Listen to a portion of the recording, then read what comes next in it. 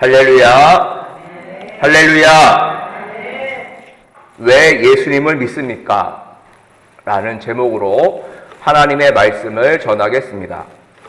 6.3 지방선거가 얼마 남지 않았습니다. 요즘 차를 타고 가다 보면 뭘 많이 하죠? 손을 막 흔들고 인사를 꾸벅하고 예비 후보들이 나를 뽑아달라, 내가 좋은 일꾼이다 라고 하면서 자기를 알립니다. 지방선거가 얼마 남지 않아 투표권을 가지고 있는 우리들도 고민을 하죠. 누구를 뽑아야 할까? 누구를 세워야 지역 경제가 회복되고 우리도 잘 살 수 있을까? 그렇게 고민을 합니다. 결국 선택의 기준은 무엇이죠? 나에게 뭘 주느냐? 유익을 주느냐? 이익이 되느냐? 이것이 매우 중요한 것이죠.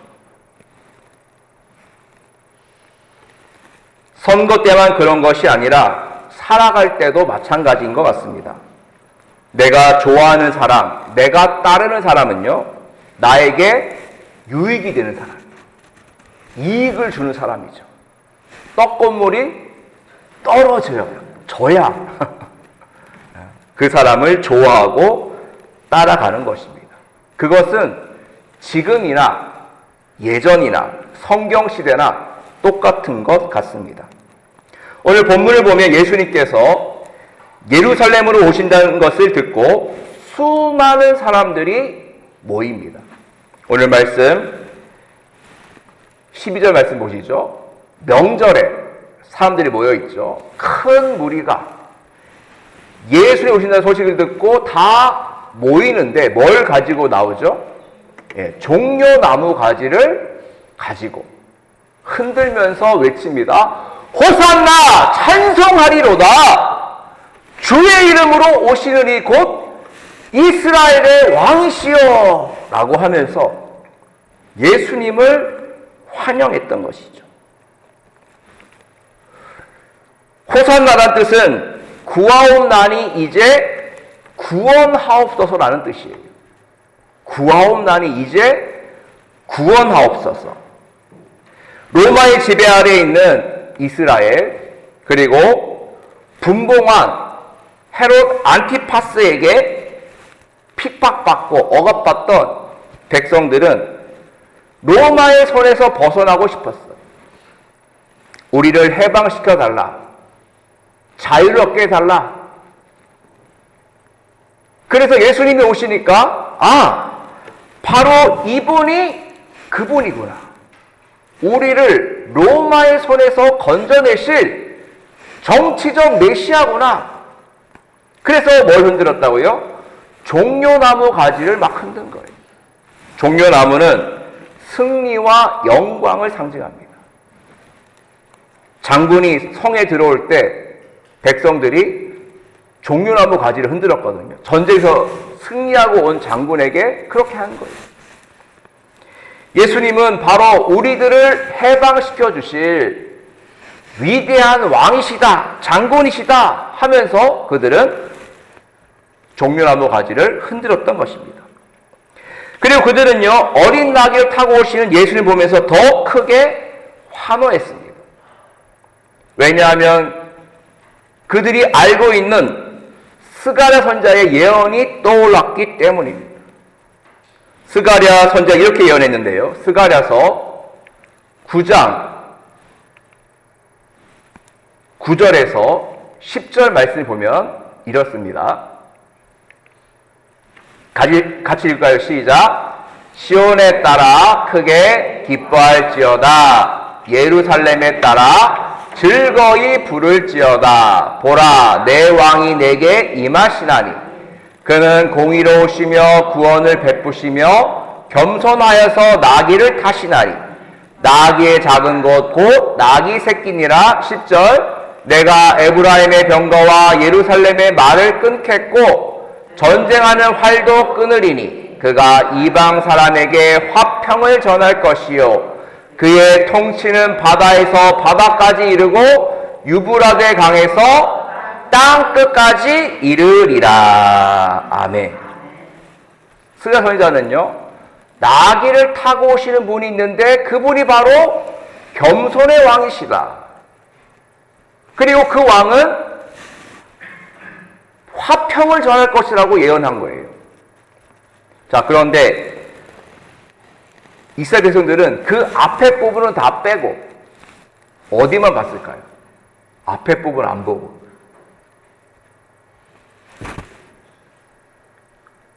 스가 선지자가 예언했던 그 메시아는 겸손의 왕이시고 화평의 왕이시고 그것을 말했는데 백성들은 뭘만 봤냐면요, 저 빨간 글씨, 예. 그의 통치는 바다에서 바다까지 이르고 유브라데 강에서 땅 끝까지 이르리라. 예. 사람들은요, 어떤 말을 들을까요? 예? 예. 어떤 말을 좋아하죠? 어떤 말만 들어요?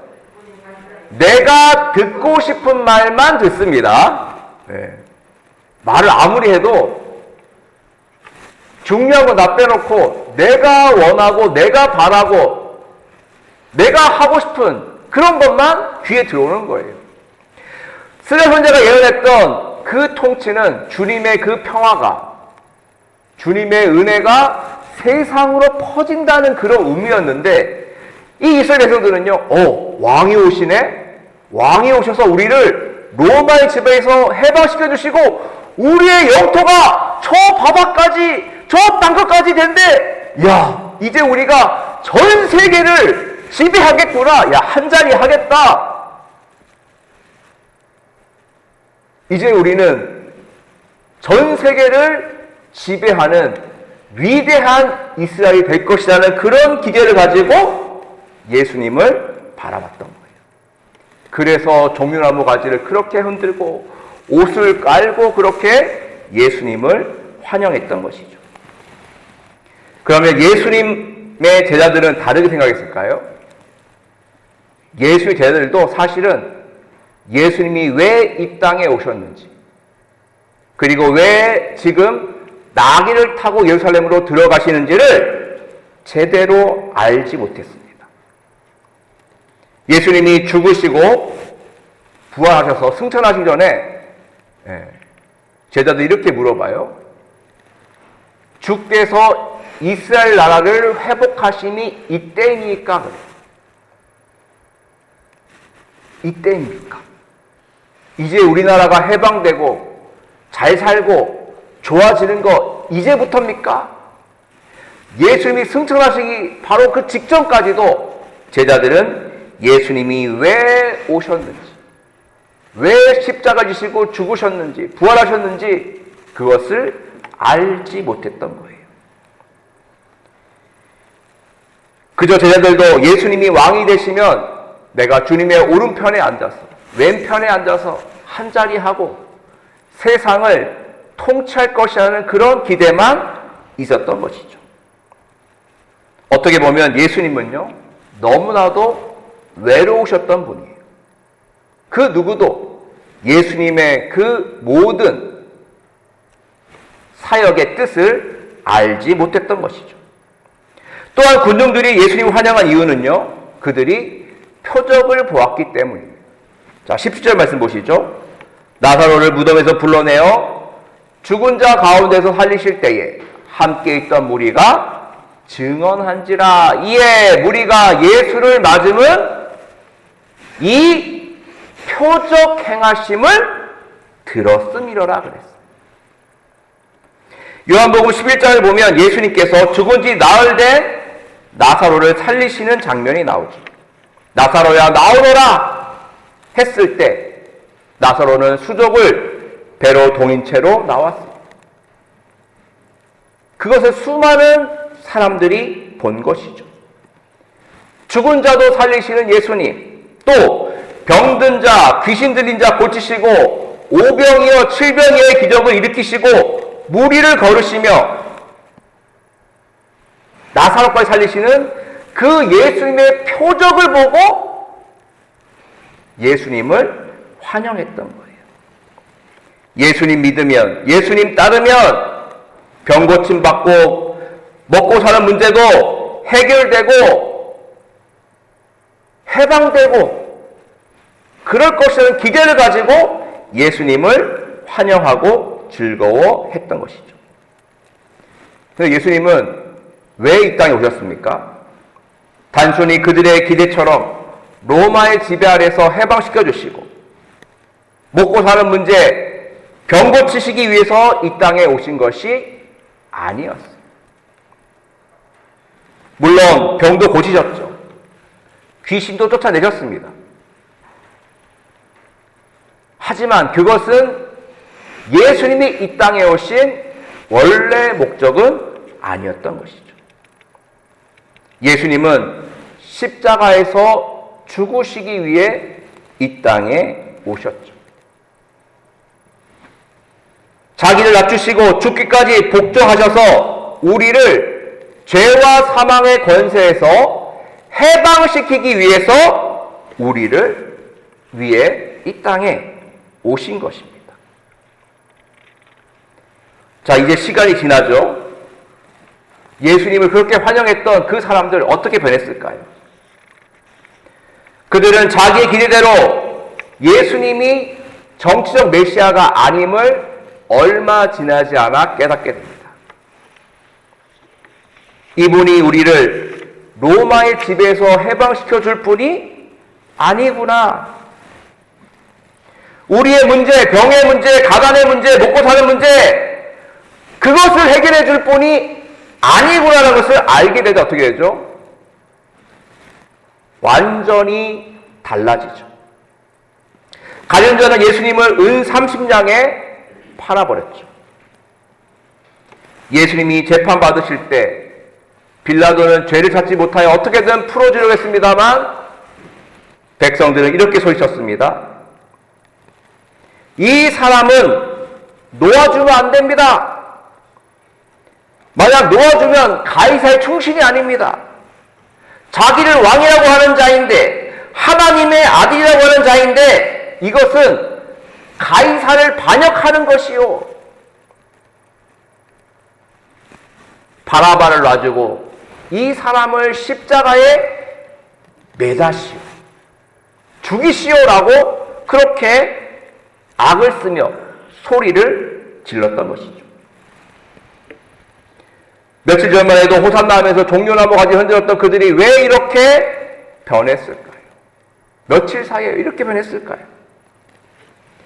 그들의 기대를 충족시키지 못했기 때문에, 자기의 생각과 달랐기 때문에 그렇게 변해버린 것입니다.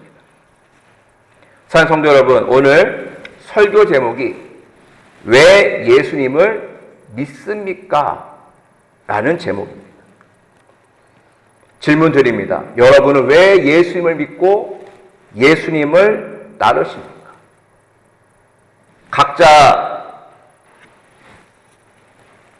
각자의 이유가 다를 것입니다. 어떤 분들은 병고침에 목적이 있을 수 있고요. 또 어떤 분들은 물질의 축복을 바라면서 예수님을 따르시는 분도 있습니다. 또 어떤 분들은 자녀들이 잘 되는 것을 바라면서 예수님을 따르시는 분도 있고요. 어떤 분들은 성공을 위해 예수님을 믿고 따르기도 합니다. 물론 좋습니다. 예수님은 병도 고쳐주시고 가난한 자도 부욕해 하시고 자녀들을 잘 되게 하시는 분이 맞습니다. 그런데 문제는 뭐냐면요, 내가 기대하고 바라는 것이 이루어지지 않으면 우리는 언제든지 주님을 떠날 수 있다는 거예요. 어느 세 가족분이 교회에 왔습니다. 열심히 성경 공부도 하고 예배도 열심히 드리고 그렇게 1년 동안 잘 교회 다녔어요. 근데 1년이 딱 지난 어느 날 갑자기 목사님 찾아온 거예요. 목사님, 저 내일부터 교회 안 나오랍니다. 그러는 거예요. 아니, 왜 그러세요? 예수 믿으면 건강해지고 부자 된다고 해서 왔는데 건강도 안 좋아지고요. 빚도 더 늘었고요. 예. 아마 전도할 때 아마 그렇게 얘기하셨나 봐요. 예. 일단 와봐. 근데 그게 안 되니까 지금 그래서 교회를 떠나겠다고 그렇게 얘기를 하셨다는 거예요. 진짜 믿음은 뭐냐면요.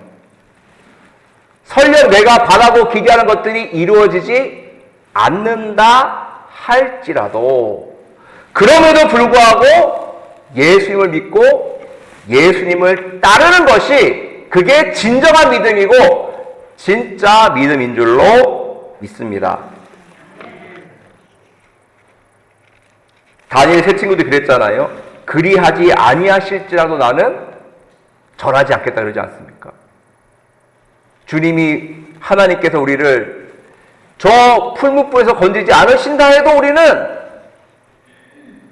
하나님을 배반하지 않고 우상에게 절하지 않을 거다라고 했는데 바로 그럼에도 불구하고의 믿음이 우리들에게 있어야 하는 것이죠.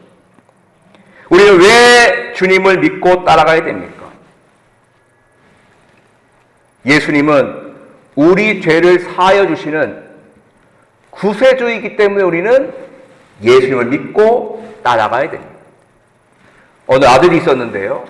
그 아들이 저녁에 식사를 하다가 깜짝 놀라서 자기 방으로 도망갑니다. 아버지가 그랬거든요. 내일 새벽에 아들아 같이 목욕탕 가자 그렇게 한 거예요. 깜짝 놀라서 자기 방으로 도망가더니 가족들이 다 자고 있는 사이에 살며시 나오더니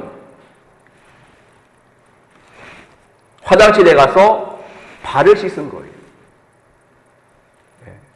그동안 발을 한 번도 안 씻고 양말만 신고 그렇게 지내다가 아빠가 같이 목욕탕 가자 내일 새벽에 그러니까 애가 깜짝 놀란 거예요. 자기 발이 시꺼멓거든요. 까마귀 발이 되어 있는데 그 가면은 새벽에 아빠랑 같이 목욕탕 가면 다 들통날 거 아닙니까? 그래가지고 밤에 은밀하게 씻은 거예요. 그 아이의 발이 시꺼먼 것처럼 사실 우리들에게도 뭐가 가득하죠? 죄가 가득해. 시커먼 죄들이 가득하. 양말에 가여 있을 뿐이지, 그렇죠? 양말에 가여 있을 뿐이지 사실은 다 시커멓고 냄새나고 그래요. 그래서 사실 우리들은 하나님 나라에 또 하나님께 가까이 나아갈 수 없는 그런 존재예요. 그런데 그런 우리의 더러운 발을 누가 씻어주셨죠? 우리 주님께서 십자가의 보혈로 씻어주신 거예요. 히브리서 9장 22절에 피 흘림이 없은즉 사함이 없느니라 그래요. 우리의 죄를 쓰시기 위해서 예수님께서 십자가를 지셨고 그 보혈의 피로 우리의 주홍같이 붉은 죄를 흰눈처럼 깨끗하게 바꿔주신 겁니다. 그래서 우리가 감히 그 은혜로 하나님께 나아가 예배할 수 있게 되었고 아버지, 아빠 아버지라고 부를 수 있게 되었고 그리고 천국을 바라보며 나아가는 하나님의 백성이 될 수 있게 된 것입니다. 우리가 예수님을 믿는 이유는 바로 그분이 나를 위해 죽으시고 부활하셨기 때문에 그분이 바로 우리의 죄를 사해 주시는 구세주이기 때문에 우리는 그분을 믿고 따르는 것입니다. 그리고 또한 우리가 주님을 믿고 따르는 이유는요, 그분의 사랑이 너무나 크기 때문에. 베드로가 물어보죠. 나에게 잘못한 사람을 몇 번 용서해야 됩니까? 7번까지 하면 됩니까? 그러죠. 그 예수님께서 7번을 70번까지도 용서해라 그러세요. 사실 가능하지 않은데요. 한 가지 예외가 있습니다. 7번을 70번씩 용서할 수 있는 관계가 있어요. 바로 부모와 자식 관계. 그렇죠? 아무리 자녀가 잘못하고 그래도 부모는 그 자녀를 용서해. 왜 용서하죠? 사랑하니까 용서하는 거예요. 그래서 7번을 70번씩도 용서할 수 있는 것은 부모가 자녀를 사랑하기 때문에 할 수 있는 용서인 것이죠. 다시 말하면 사랑하는 만큼 용서할 수가 있는 거예요. 사랑의 크기가 바로 용서의 크기가 되는 것이죠. 사랑하지 않으면 용서할 수 없고 조금 사랑하면 조금밖에 용서할 수밖에 없는데 많이 사랑하면 하늘처럼 바다처럼 그렇게 사랑하면 그만큼도 용서할 수 있는 것이죠. 예수의 십자가는 무엇을 말해주고 있습니까? 하나님이 너희들을 이렇게 사랑하신다. 이만큼 사랑하시는 것을 보여주는 하나님의 사랑, 예수님의 사랑, 그 주님의 사랑을 보여주고 있는 가장 중요한 상징인 줄로 믿습니다. 하나님 세상을 이처럼 사랑하사 독생자를 주셨으니 이는 저를 믿는 자마다 멸망치 않고 영생을 얻게 하려 하심이라. 그 사랑 때문에 우리는 예수님을 믿고 예수님을 따르게 되는 것입니다. 오늘부터 고난주간이 시작됩니다. 고난주간 동안 주님의 그 행적을 따라가 보시길 바랍니다. 우리를 너무나 사랑하셔서 우리를 죄로부터 구원하시고 천국 백성 만드시기 위해서 걸어가셨던 그 발자취를 조용히 묵상하며 따라가 보시길 바랍니다. 그리고 십자가 이후에 부활의 영광으로 이어지는 그 놀라운 사건을 눈으로 보고 귀로 듣고 성령의 은혜로 체험하고 감동하여 기쁨으로 부활절을 맞이하는 저와 여러분 우리 모두가 되기를 주님의 이름으로 간절히 축원드립니다. 기도하겠습니다.